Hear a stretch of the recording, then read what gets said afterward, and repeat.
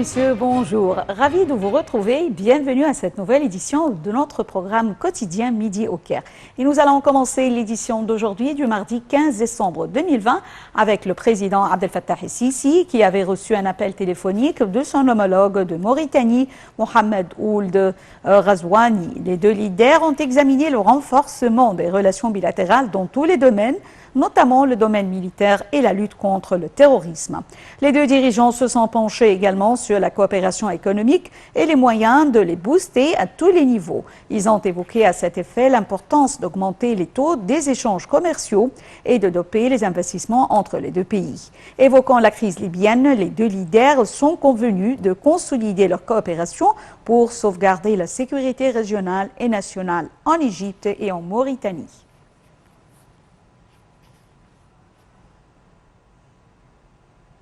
Le président Abdel Fattah el-Sisi a donné ses instructions pour entamer immédiatement l'établissement des laboratoires centraux sur tous les ports dans le but d'accélérer les étapes de dédouanement, soulignant l'importance d'autonomiser toutes les procédures dans ces laboratoires. Le président a tenu ces propos lors de sa réunion avec le Premier ministre, les ministres des Finances, de la Santé, de l'Agriculture, de l'Industrie et des Transports. Le président a enjoint les responsables de moderniser le cadre légal et législatif actuel, réglant l'action dans tout laboratoire des ports à la lumière du processus de modernisation exhaustif du système.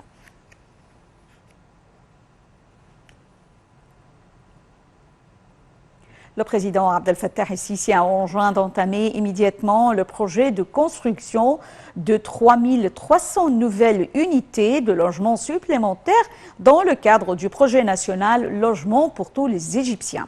Il s'agit d'une expansion de nouvelles agglomérations ahelines déjà érigées dans la zone de l'axe routier de Orabi.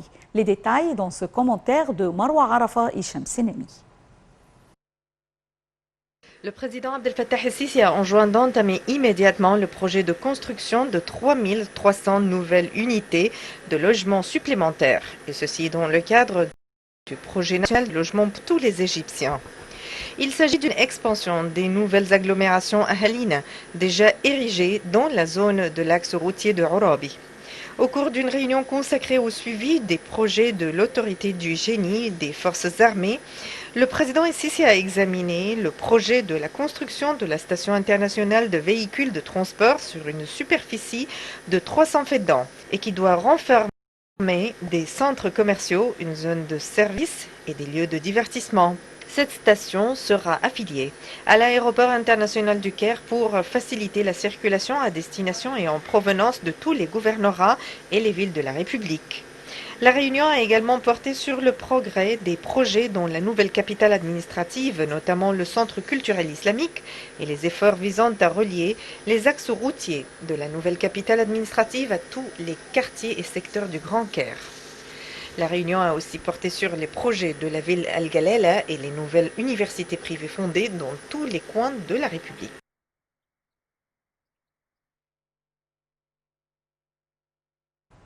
Le Premier ministre Mostafa Madbouli a tenu une réunion avec la ministre de la Planification et du Développement local, Hala Saïd, pour examiner les indices de développement durable réalisés au cours de l'année courante. Hala Saïd a affirmé que l'Égypte a enregistré des résultats positifs sur le niveau mondial et occupe la 93e place parmi les 166 pays dans le domaine du développement durable.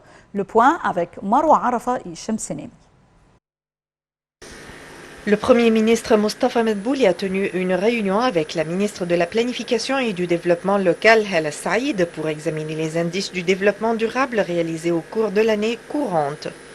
Madame Saïd a affirmé que l'Égypte a enregistré des résultats positifs, surtout le niveau mondial, et occupe la 83e place parmi 166 pays dans le domaine du développement durable. La ministre a ajouté que les mesures adoptées par l'Égypte ont contribué à réaliser un taux de croissance positif malgré les répercussions de la crise mondiale du coronavirus. Le Premier ministre a aussi examiné avec la ministre de la Planification et du Développement local le système d'identification des variables spatiales pour superviser les changements survenus dans les lieux.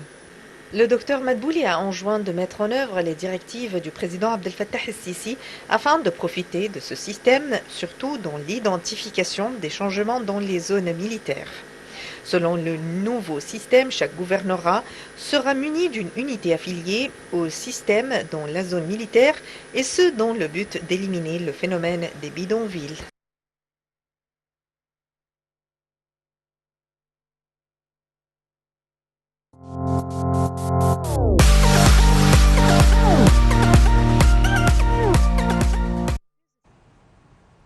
Retournant, j'ai le plaisir d'avoir actuellement avec moi en ligne Dr Passant Fahmi, experte économique. Bonjour Dr Passant Fahmi. Bonjour madame.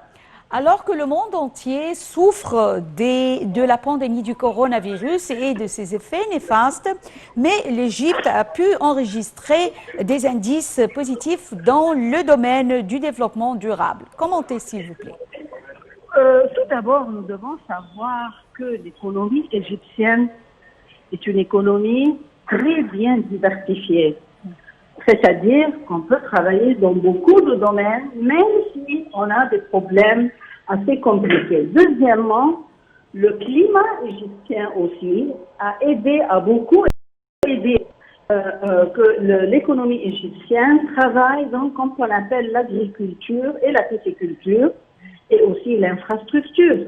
Ce sont des domaines dans lesquels on peut continuer à travailler même s'il y a la pandémie, parce qu'on travaille en plein air, alors le risque d'avoir des problèmes, je peux dire que ça n'existe pas. Troisièmement, 50% de la population sont des jeunes qui peuvent travailler facilement.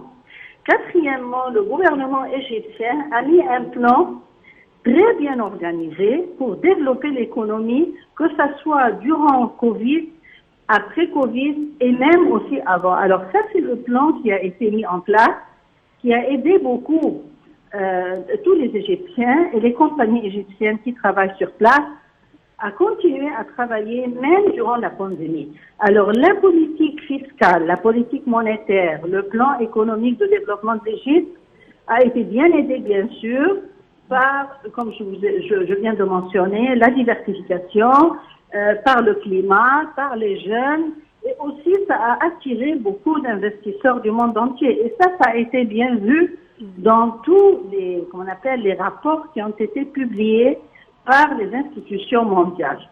C'est ce qui a vraiment aidé notre économie à pouvoir travailler, et ça va continuer, Inch'Allah, dans le futur de la même façon. Docteur Passant, quels sont les aspects de l'amélioration de la situation économique en Égypte? Tout d'abord, si on regarde les indices, premièrement, le niveau de chômage a diminué. Le niveau de pauvreté a diminué. On a dépensé des milliers et des milliards, mais ça a été toujours dépensé sur place, c'est-à-dire les employés sont des Égyptiens, les ingénieurs sont des Égyptiens, les compagnies qui ont travaillé sont des Égyptiens. Alors ça a aidé beaucoup à améliorer le niveau de vie.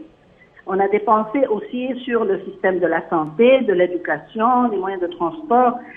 Ça, ce sont des indices qui ont été bien vus par le monde entier.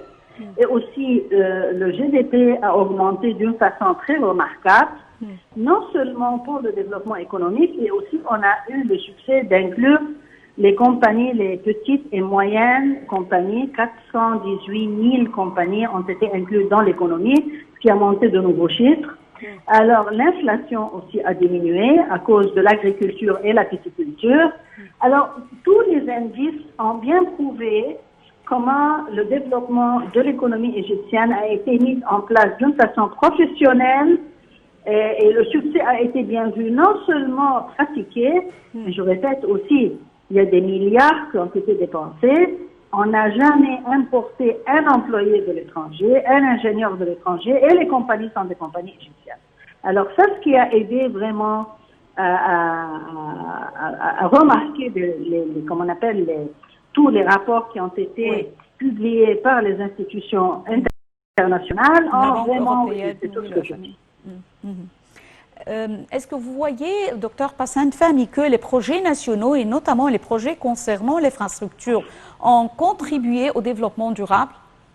On ne peut pas avoir un développement économique sans une infrastructure assez sophistiquée. L'Égypte vit sur 7% de la surface. Et ça, c'est inacceptable. Deuxièmement, il y a 27 gouvernorats qui veulent des services, c'est-à-dire on ne peut pas concentrer jusqu'à, comme on appelle dans la pays, dans 7 ou 8 gouvernorats. Il faut travailler sur tout le surface égyptien et c'est ce qui se passe ces journées. Alors le développement des gouvernorats, le développement industriel, ou que ce soit agriculture ou pisciculture, ne peut pas prendre place sans une infrastructure très bien sophistiquée, que ce soit des routes, des chemins de fer, le gaz, le pétrole, tout. Alors l'infrastructure, c'est la base du développement économique du monde entier et bien sûr l'Égypte aussi. Oui. Quel est l'effet de la transformation numérique également qui a lieu actuellement en Égypte? Quel est son effet sur le développement durable et bien sûr sur la situation économique? Le monde entier change et nous sommes une partie de ce monde-là. La transformation numérique, c'est une langue appliquée par le monde entier.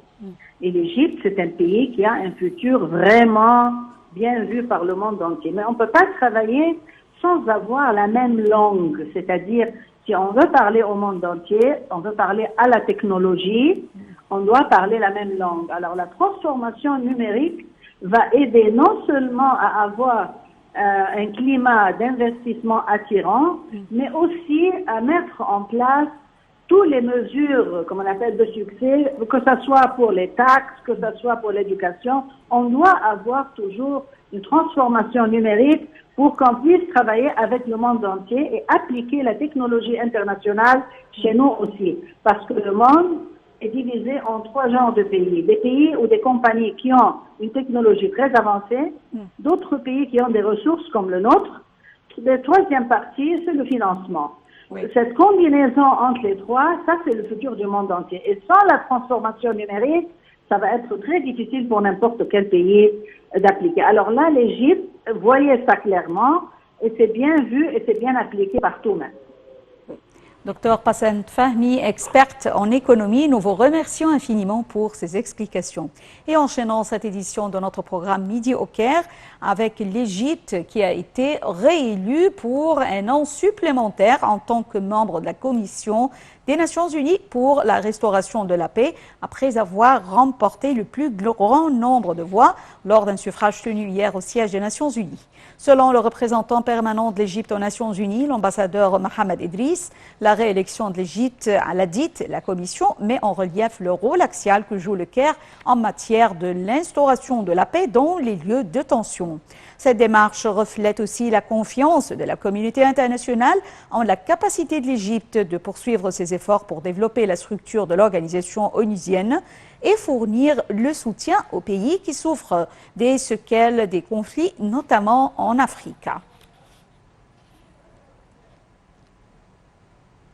L'ANE, Autorité nationale des élections, a annoncé le résultat final du second tour de la deuxième phase des élections législatives dans 13 gouvernorats après avoir ajouté les noms des expatriés égyptiens.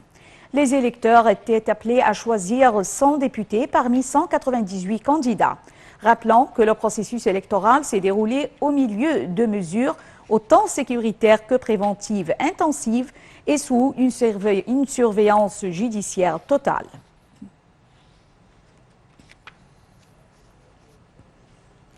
Le ministère de la Santé a annoncé 511 nouveaux cas testés positifs de la COVID-19 et le décès de 23 personnes lundi. Le ministère a également signalé que le nombre total des cas rétablis de la COVID-19 a atteint 105 000 cas. Selon le communiqué, le ministère applique toujours les mesures de protection et de prévention nécessaires pour enrayer la propagation du nouveau coronavirus dans les divers gouvernorats de la République. Et terminons avec cette nouvelle économique, hausse collective des indices de la bourse du Caire. qui a clôturé à la séance lundi, soutenu par des opérations d'achat des institutions arabes et des individus égyptiens et arabes. Le capital des entreprises cotées en bourse a gagné 3 milliards de livres égyptiennes pour atteindre 655 milliards de livres égyptiennes. L'indice principal GX30 a gagné 0,4%, atteignant 11 048 points. Les indices EGX70 et EGX100 ont respectivement haussé de 0,4 et 0,8%.